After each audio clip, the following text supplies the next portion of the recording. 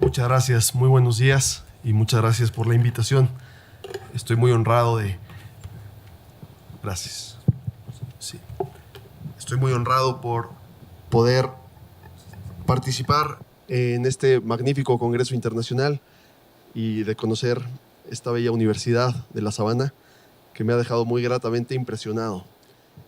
En el verano de 1958, apenas un año después de haber defendido su estudio sobre Buenaventura, el joven teólogo Joseph Ratzinger recibió una invitación soñada para ocupar la cátedra de Teología Fundamental en la Universidad de Bonn, misma que su maestro, Gottlieb Songen, director de sus dos tesis, había deseado siempre, pero las circunstancias de aquellos años le habían impedido alcanzar. Como era de esperarse, Ratzinger aceptó la invitación y preparó con esmero una lección inaugural, que ya mencionaba el decano. Esta lección inaugural, presentada en el 24 de junio de 1959 a un público entusiasmado por escuchar al nuevo catedrático, tenía como tema precisamente el Dios de la fe y el Dios de los filósofos. La audiencia escuchó atentamente ese día que el nombre de Yahvé, Ens, AC, el que es, el nombre de Yahvé garantiza la unidad de escritura y filosofía. La audiencia escuchó también, cito, que la verdadera filosofía y la verdad filosófica, más bien, pertenece en cierto sentido constitutivamente a la fe cristiana, y que gracias a esta apropiación de la filosofía, el cristianismo podría asumir su compromiso misionero de anunciarse como la religión verdadera con un alcance universal. Sin el servicio que le presta la filosofía, cito a Ratzinger, la verdadera exigencia de la fe cristiana no puede hacerse visible en su magnitud y seriedad. Pues solo a través del lenguaje de la razón se puede expresar una verdad que pretende ser ontológica, universal y racional. Ya he tenido oportunidad Perfecto, ahora sí, tenemos la presentación. Ya he tenido la oportunidad de publicar en esta revista un estudio sobre la lección inaugural de Bonn y la comprensión de la filosofía, mismo que con mucho gusto puedo compartirles. En esta ocasión me voy a enfocar específicamente a cómo trata Ratzinger este tema de la apropiación de la filosofía en aquella obra Pueblo y Casa de Dios, en la doctrina de San Agustín sobre la Iglesia. Este texto, el de Agustín, es especialmente atractivo porque fue el primer libro publicado por el joven teólogo Joseph Ratzinger. Por eso nos ofrece una visibilidad nítida de los bloques fundacionales de su pensamiento, que permanecerán constantes a lo largo de su trayectoria larga académica. Irá desarrollándose esa trayectoria, pero nunca irá Ratzinger en contra de sí mismo. No veremos un cambio abrupto, dramático, un antes y un después o algo así, sino que lo que vemos ya establecido como raíz en su tesis de Agustín y en su tesis como Buenaventura será como un pequeño arbolito que irá creciendo, pero mantiene una unidad estable a lo largo de su vida. Entonces voy a mostrar que desde el comienzo de su actividad teológica, en este primer libro, que es la tesis con la que Ratzinger se ganó el doctorado, Ratzinger considera que la relación del cristianismo con la filosofía fue la piedra de toque que permitió dibujar una frontera clara entre la fe naciente y las antiguas religiones paganas. Esta convicción, que está presente desde su primera publicación, es mantenida y desarrollada a lo largo de décadas, como ya indiqué, y se usa para responder a diferentes situaciones culturales que dificultan una correcta comprensión de lo que es la fe. Por ejemplo, el relativismo, el pluralismo religioso, el fideísmo, el protestantismo, el mutuo rechazo entre filosofía y teología, el intento de depurar el pensamiento bíblico de supuestas contaminaciones helenísticas, etc. En la segunda parte de Pueblo y Casa de Dios, Ratzinger dedica un apartado al análisis del concepto de religión de la antigüedad tardía y de la relación que ésta tiene con la Civitas Dei de Agustín. El texto es especialmente relevante porque se refiere a la relación del cristianismo antiguo con la filosofía, de la cual depende su misma identidad, la identidad del cristianismo, y la posibilidad de distinguirse del contexto de las religiones del mundo pagano. Para Ratzinger, el intento de los primeros cristianos por traducir la fe a la filosofía griega fue una empresa novedosa y sorprendente. Equiparable, dice Ratzinger, o más bien dice, cito, equiparan al Dios cristiano con aquella última arjé que también había sido reconocida hace tiempo por los filósofos paganos. Fin de cita. Esta relación entre el principio de los filósofos y el anuncio del Dios de la fe cristiana se vuelve mucho más nítida a la luz de la confrontación de Agustín con la filosofía de la religión de Marco Terrencio Varrón, este filósofo estoico. Esta división de las teologías establecida por el filósofo estoico la utilizará Ratzinger para expresar la identidad del cristianismo en más de una ocasión. La primera vez que ocurre esto será precisamente en el texto de Pueblo y Casa de Dios de San Agustín. El joven teólogo Ratzinger explica que Varrón dispone de un concepto depurado de la divinidad de cuño estoico. Según este último, la teología se divide en tres tipos. Me voy a quedar en esta diapositiva un buen rato porque voy a estar comentando bastante este cuadrito.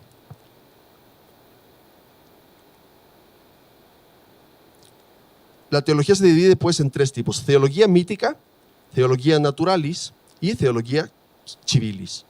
Entendiendo por teología la ratio quae Deis explicatur, es decir, la correspondiente comprensión del sentido de lo divino. Para comprender mejor esta división, Ratzinger sugiere examinar más de cerca lo que hay detrás de ella. Esto es, hay tres grupos de teólogos, tres lugares que corresponden a cada tipo de teología respectivamente y tres contenidos teológicos distintos. El teólogo, el lugar y el contenido determinan el tipo de teología. Sobre las diferentes teologías, dice Varrón, se llama mítica la que usan especialmente los poetas, física la que usan los filósofos, civil la que usa el pueblo. La segunda diferenciación se refiere al lugar que se le asigna a la teología correspondiente. A la teología mítica le corresponde el teatro, a la teología estatal, la ciudad, y a la teología natural, el cosmos. En esta división basada en espacios, Ratzinger observa una desarmonía, pues los dos lugares de la teología mítica y de la teología estatal, es decir, el teatro y la ciudad, están determinados con base en el hombre que practica la religión, mientras que el lugar de la teología natural, el cosmos, se determina a partir de la divinidad de la que habla el teólogo. La tercera distinción se refiere al contenido de las tres teologías. La teología mítica tiene por contenido las fábulas divinas, variopintas y con frecuencia altamente indignas de la divinidad, dice Ratzinger. La teología estatal tiene por contenido el culto público. Y finalmente la teología natural responde a la pregunta, ¿qué son los dioses? Si están hechos de fuego, como opina Heráclito, o de números, como opina Pitágoras, o de átomos, como opina Epicuro. Las tres teologías que resultan de esta triple clasificación se pueden resumir con este cuadro. Si mantenemos en mente lo que estamos tratando de analizar hoy, que es cuál es la relación entre la filosofía y el cristianismo, resalta de manera natural la última fila del esquema, porque allí se insinúa que el filósofo, en cuanto teólogo, estudia la naturaleza, El filósofo, en cuanto teólogo, estudia la naturaleza y su lugar propio es el cosmos. Para comprender correctamente lo que esto significa es necesario reconocer una última distinción, pues de ella depende, según Ratzinger, lo realmente diferencial de esta triple división. Cito, la teología naturalis tiene que ver con la natura deorum, pero las otras dos teologiae con los divina institutio hominum. Es decir, en otras palabras, aquella se refiere a la naturaleza de los dioses, la teología natural. Si están hechos de fuego, de números, de átomos, etc. Mientras que estas últimas se refieren a lo que es producto del hombre, las fábulas y los cultos, el teatro, la ciudad. En definitiva, piensa Ratzinger, todas las diferencias se reducen a metafísica teológica, por un lado, del lado de la teología naturalis, y religión y culto, por otro lado. En la visión de Varrón, tal como la presenta Ratzinger, por supuesto, la teología natural y la religión no tienen nada que ver. Más bien funcionan como realidades autónomas, separadas, Por un lado está la filosofía y el estudio de la naturaleza, y por otro lado está la religión. Esto hace, por ejemplo, que para Aristóteles no haya sido problemático reconocer la legitimidad de la religión de la polis, el culto a Apolo, a Atenea, etc. Y por otro lado, hablar filosóficamente del noesis noesios, el primer motor, el pensamiento del pensamiento. Un dios filosófico que no tiene nada que ver con los dioses de las religiones. Se mueve religión y filosofía en planos distintos. Cito, la teología civil no tiene, en último término, ningún dios, sino solo religión. La teología natural no tiene religión, sino solo una divinidad. Fin de cita. Esto puede aclararse si volvemos a considerar el hecho de que, por sorprendente que parezca, a los cristianos de los primeros siglos se les acusara de ateísmo. Ateísmo en este contexto significaba la negativa de dar culto a los dioses de la vida pública de la ciudad. Voy a usar mejor este micrófono porque no me voy a mover de aquí y así tengo más libertad con estas hojas. Ahí está.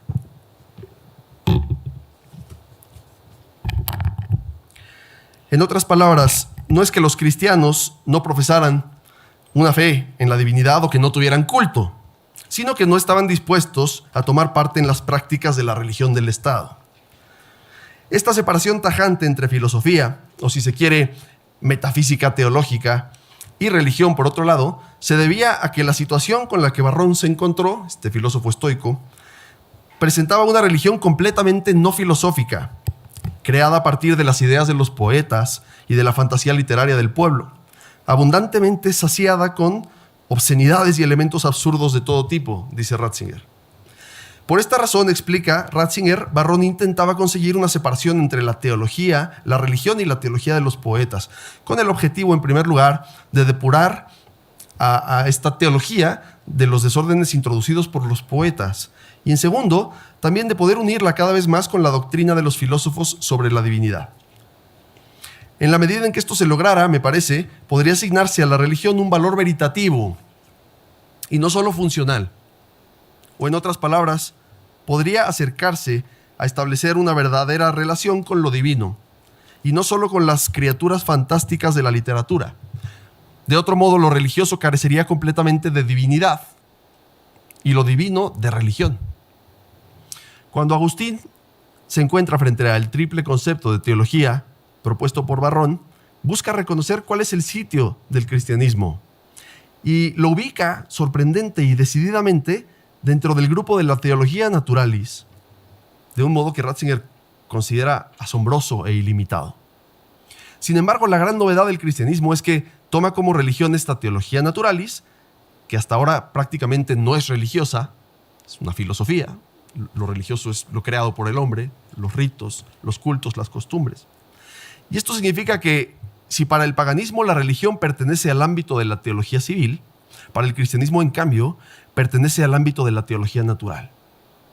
No obstante, la teología natural no se entiende exactamente igual que antes, porque para el cristianismo su contenido supera el espacio de la pura física. Ratzinger explica que para el paganismo el cosmos era básicamente pura naturaleza. Para aclarar esta idea, Ratzinger identifica cuál es la idea más significativa entre los lugares correspondientes a la teología natural y a la civil respectivamente. Decíamos cosmos y urbs. Cosmos, filosofía natural o teología natural; urbs, teología civil o teología mítica. En el espacio del cosmos, que estaba en ese entonces pensado o compuesto por fuego, números, átomos, etc., falta todavía el hombre interior. Falta todavía el hombre interior en el cosmos de la antigüedad. Es un lugar de pura física, con la que no se puede establecer un culto sin añadirle la mezcla de las teologías míticas y civiles. Estas teologías, las míticas y las civiles, al referirse a lo hecho por el hombre, portan la parte humana que posibilita una estructura religiosa. Pero, en esa medida, también lo divino, que es independiente del hombre, se contamina y se pierde, se convierte en algo de fábulas y de inventos humanos, podríamos decir. En el espacio de la urbs, el teatrum, mito, culto, rito, fábulas, religión, falta Dios, falta el Dios del cosmos. Porque se trata llanamente de realidades ficticias que no tienen realidad natural. Si un Dios es producto de una institución humana, no es un Dios en absoluto. Estamos ante la gran paradoja en la que reside, para Ratzinger, la expresión quizá más elocuente de la estructura interna de la religión tardopagana. El drama consiste en que parece imposible que haya una auténtica relación entre lo divino y lo humano, pues nunca coinciden en el mismo espacio. En otras palabras, el hombre se ve involucrado cuando hay prácticas religiosas, mismas que ocurren en un espacio autónomo, desentendido de la naturaleza de lo divino. El ámbito de lo auténticamente divino es el cosmos que antecede al hombre, y no se puede ubicar por su propia estructura dentro del marco de la urbs, de las prácticas de la ciudad. En el cosmos no hay lugar para que el hombre interior se involucre en prácticas religiosas. No hay espacio para que el hombre le responda a Dios, pues Dios es tan solo natura. El Dios de la teología natural, dice Ratzinger, no plantea exigencias, ni tampoco recibe él mismo las respuestas del hombre. Por eso la religión solo puede existir desconectada de la naturaleza. Aparece en vistas al hombre. Es un asunto de los hombres y entre los hombres. Entre lo divino y lo humano, en realidad, no puede establecerse una relación verdadera. La religión existe, por lo tanto, en un ámbito separado del Dios de la filosofía. No trata en estricto sentido de una relación con Dios, con el Dios de verdad, sino más bien de la piedad del hombre y de su correcto comportamiento, costumbres, mitos. Frente a esta dualidad de espacios, el cristianismo se alía con la teología natural, y así la propone Agustín, pues reconoce que lo divino pertenece al espacio de la naturaleza, la cual precede al hombre, y su verdad no depende de las instituciones humanas. No obstante, trae consigo un dinamismo nuevo que produce la separación de la filosofía de la naturaleza y la doctrina sobre Dios, es decir, de física y de metafísica. El cristianismo irrumpe con esta distinción entre física y metafísica. Dios no es solamente natura, sino que será algo que trasciende a la natura. En la filosofía precristiana, Dios es interpretado como naturaleza pura. Y la teología natural no es otra cosa sino doctrina sobre la naturaleza, filosofía de la naturaleza, podríamos decir. Pero para el cristianismo, la teología no se trata solo de describir las fuerzas del cosmos, sino que se refiere a una realidad separada del mundo físico. La opción de Agustín por la teología filosófica se debe a que Dios precede a la civitas, por lo que solo una teología que se oriente a lo que precede a las instituciones humanas puede aspirar a tener algo que ver con ese Dios, y no solamente con cosas de hombres. Ahora bien, hay dos opciones. O Dios se encuentra reducido a la física, con lo cual la teología no sería otra cosa que filosofía de la naturaleza, o puede trascenderla. En ese caso podríamos preguntarnos, ¿y cómo entonces la teología filosófica sería algo más que pura metafísica? En otras palabras, ¿cómo puede establecerse una religión que no sea solo una institución meramente humana con esa divinidad metafísica? ¿Es posible que la relación con Dios sea algo más que una mera especulación teórica? ¿Es posible que la relación con Dios, o más bien, tiene sentido el culto y el rito para intentar alcanzar a ese Dios trascendente? En principio me parece que habría que responder negativamente. Así lo sentía, por ejemplo, Aristóteles. Ese Dios es el noesis noesios, el absoluto, no es un Dios de religión. No se puede hacer una religión con él. La religión tiene que ser algo de nuestra polis, algo creado por nosotros.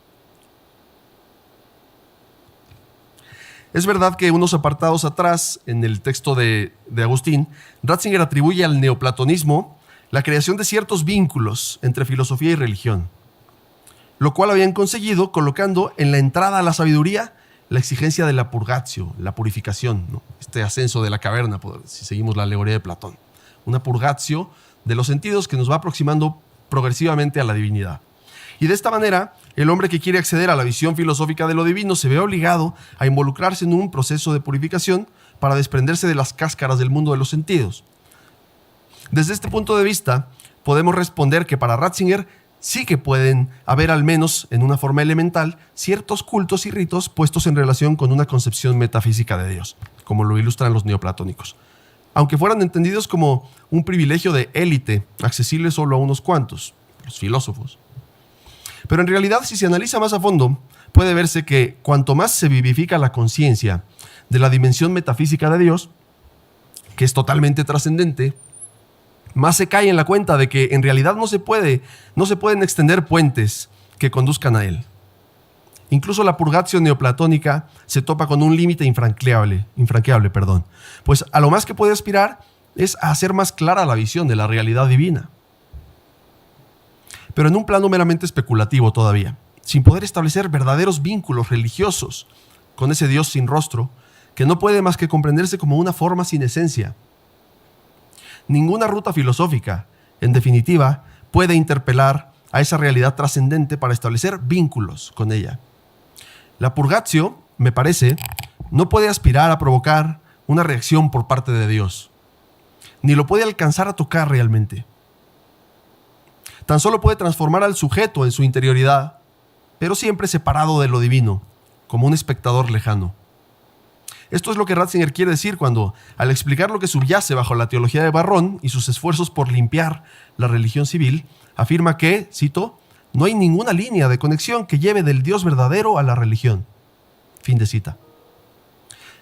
Puede verse cómo verdad y religión parecen excluirse. Allí en donde a Dios se le puede conocer con pretensiones de verdad, la filosofía, por ejemplo, allí no se le puede encontrar para establecer vínculos con él. Y allí en donde se establecen supuestos vínculos religiosos, en el mito o en las costumbres de la polis, no es posible superar el contexto teatral para pretender que se trate del Dios verdadero.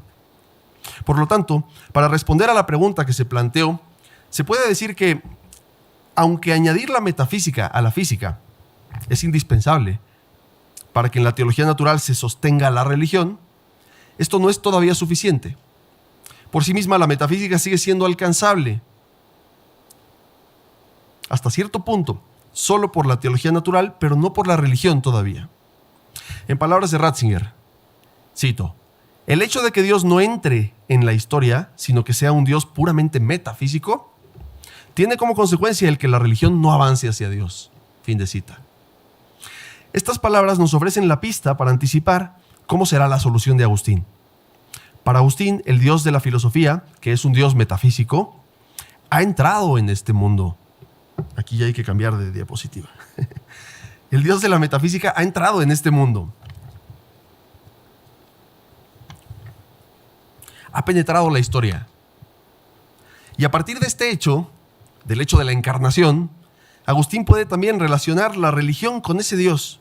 Es decir, puede entenderla como en completa unidad con la metafísica.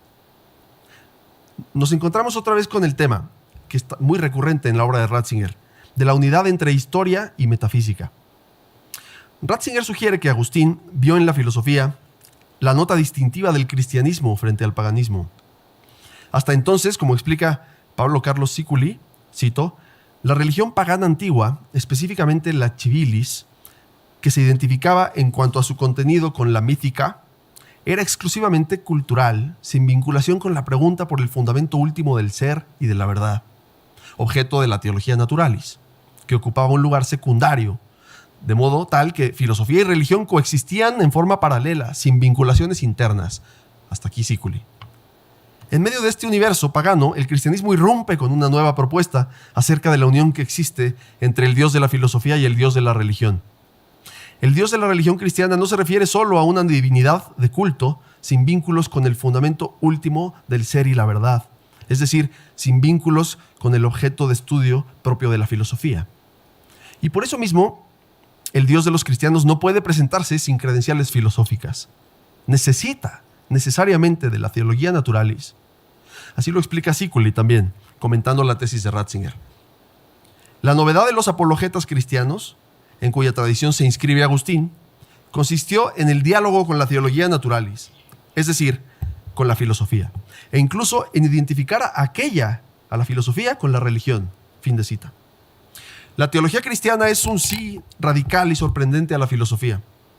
Gracias a este sí, el cristianismo se presenta como una religión completamente novedosa, que es capaz de hacerle frente a todo el mundo pagano, pues al reclamar para sí a la teología filosófica, se anuncia como religión universalmente verdadera, pues se presenta como accesible por medio del lenguaje universal de la razón.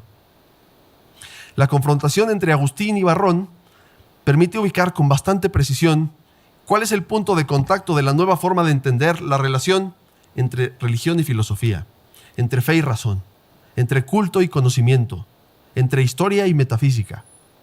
Se trata de la entrada del Dios verdadero en el espacio de lo humano. Ahora bien, puesto que es el Dios verdadero, precede a las instituciones humanas y coincide con el Dios sobre el que reflexionan los filósofos, cuando contemplan la realidad y la intentan comprender por medio de la razón.